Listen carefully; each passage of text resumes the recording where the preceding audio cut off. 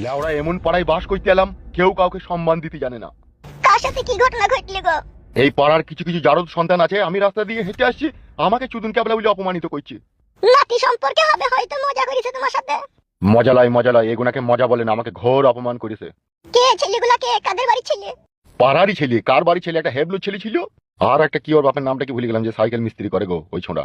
বেশ, ও কথা বাদ দাও, তুমি বাজার করে এনেছো তো? হ্যাঁ, তা বাজার করতে গেছি, বাজার করে আনবো না তো কি খালি হাতে আইবো নাকি? তুমি ভাত চাপিয়েছো তো? তারা তো আজকেই আসবে 10টা 11টার সময়। দেখো গো, ভাত হচ্ছে, দেখতে পেছো না? না, ধরো বাজারের ব্যাগটা। আমি কি বলছি, শুধু ভাত তরকারি দিলেই হবে? একটু দই মিষ্টি ঠান্ডা মতো দিতে হবে, নতুন কুটুম যেহেতু আসবে। পাড়া দই মিষ্টি থানসাবা দিতে হবে না, ওরাই তো মিষ্টি লিয়ে আসবে, দেখুন ওই দুটো করে 4টি করে মিষ্টি দিয়ে দেওয়া হবে।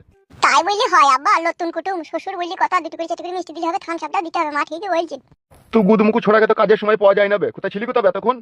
ক্লাবে ছিলাম, ক্লাবে থেকে এখনই বাড়ি এলাম। তোর গাড়ে হুশ নাই লাইবে, তোকে যে দেখতে আসবে। তুমি তো বলি দিয়েছো যে ওরা 10টা 11টার সময় আসবে, এখন তো 10টা বাজে, 11টা বাজো।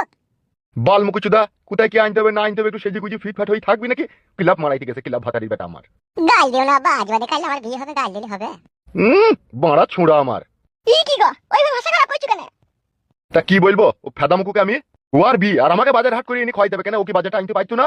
ও যদি বাজারটা আনতে কিন্তু তাইলে তো আমাকে লোকের সামনে অপমানিত হইতে হইতো না। কে অপমান করলো তোমাকে?